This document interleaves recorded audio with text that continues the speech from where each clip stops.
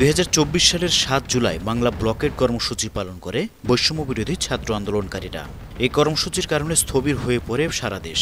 রাজধানী ঢাকার ৮টি স্থানে সড়ক অবরোধ করেন শিক্ষার্থীরা। কেন্দ্রীয়ভাবে অবরোধ করা হয় রাজধানীর শাহবাগ মোড়। পাশাপাশি science laboratory, new market, Nilkhet, Chankharpul ও আগারগাঁওয়েও সড়ক অবরোধ করেন শিক্ষার্থীরা। ৭ জুলাই আন্দোলনের অন্যতম সমন্বয়ক নাহিদ ইসলাম কর্মসূচি ঘোষণা দেন আগামীকাল ৮ জুলাই বিকেল ৩:৩০ থেকে ব্লকেট শুরু হবে। ৮ জুলাই থেকে এক দফা দাবিতে আন্দোলন শুরু হবে জানিয়ে নাহিদ ইসলাম বলেন, নাতিপতি পোষ্য কোটা অযৌক্তিক, দাবি আদায় না হওয়া পর্যন্ত অবরোধ কর্মসূচি চলবে।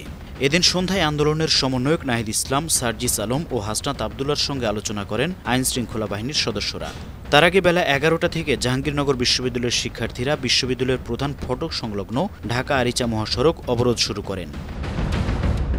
চট্টগ্রাম বিশ্ববিদ্যালয়ের শিক্ষার্থীরা বিকেল ৪টার দিকে মিছিল নিয়ে বহদ্দার হাটের উড়াল সড়ক পর্যন্ত যেতে চাইলে পুলিশ তাদের আটকে দেয়। এ সময় শিক্ষার্থীরা পুলিশের উদ্দেশ্যে ভুয়া ভুয়া স্লোগান দেন। অন্যদিকে কোটা ব্যবস্থা সংস্কারের দাবিতে পথনাটক, কবিতা, গান পরিবেশন করে ব্যতিক্রমী সাংস্কৃতিক প্রতিবাদ জানায় রাজশাহী বিশ্ববিদ্যালয়ের শিক্ষার্থীরা। পরদিন থেকে বিশ্ববিদ্যালয়ের একাডেমিক কার্যক্রম ও বাস চলাচল বন্ধের ঘোষণা দেন আন্দোলনকারীরা।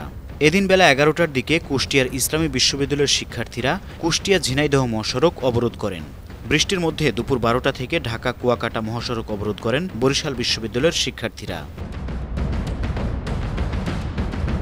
৭ জুলাই বিকেলে কুমিল্লা বিশ্ববিদ্যালয়ের শিক্ষার্থীরা ঢাকা চট্টগ্রাম মহাসড়কের কোটবাড়ি অংশে প্রায় পৌনে ১ ঘণ্টা অবস্থান নেন। দিনাজপুরের হাজী দানেশ বিজ্ঞান ও প্রযুক্তি বিশ্ববিদ্যালয়ের শিক্ষার্থীরা বেলা ১১টায় দিনাজপুর রংপুর মহাসড়ক অবরোধ করেন। বিকেলে গোপালগঞ্জ বিজ্ঞান ও প্রযুক্তি বিশ্ববিদ্যালয়ের শিক্ষার্থীরা সদর উপজেলার পাথালিয়ায় বিক্ষোভ করেন।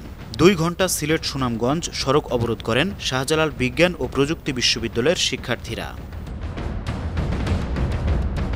News desk, ৫২ TV.